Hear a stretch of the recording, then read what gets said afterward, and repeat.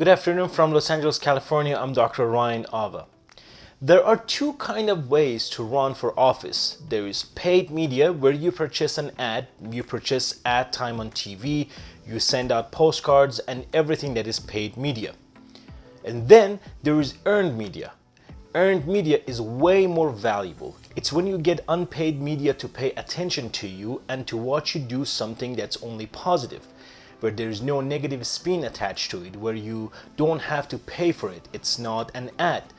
And I think DeSantis understands that earned media that he gets from doing these Hurricane Ian press conferences is very valuable to him politically. A governor or president at the time of crisis and tragedy has the opportunity to project strong leadership, and in the early days that leadership really goes unquestioned. But as the days go by, that leadership does get evaluated.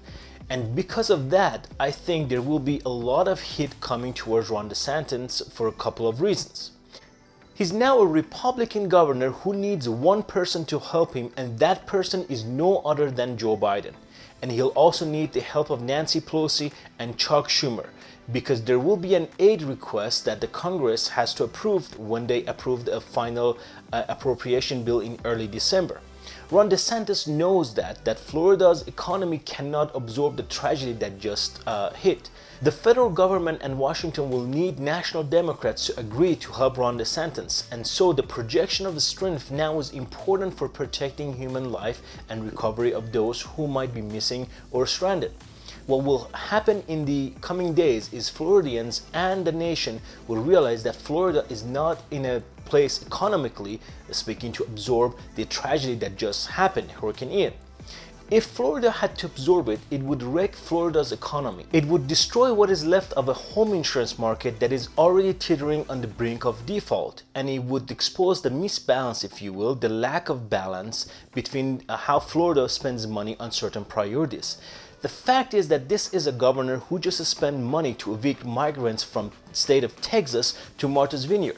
Governor Ron DeSantis asked for $18 million to evict migrants, while his wife just announced what will soon become the Casey Fund, this hurricane fund, that his wife will go around the state ensuring Florida displaced residents receive some sort of aid, and was proud to announce about $1.5 million to $2 million.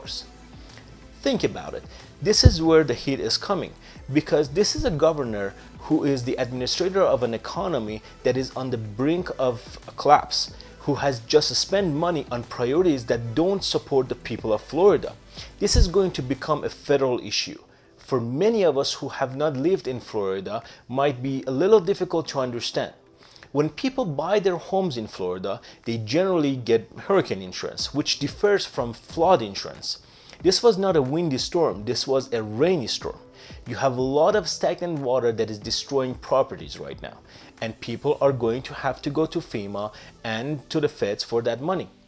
And let's not forget that when Ron DeSantis was in Congress as a Tea Party freshman, when New York and New Jersey faced the exact same tragedy, Ron DeSantis and Marco Rubio and other Tea Party members said they shouldn't have that money, it's too expensive.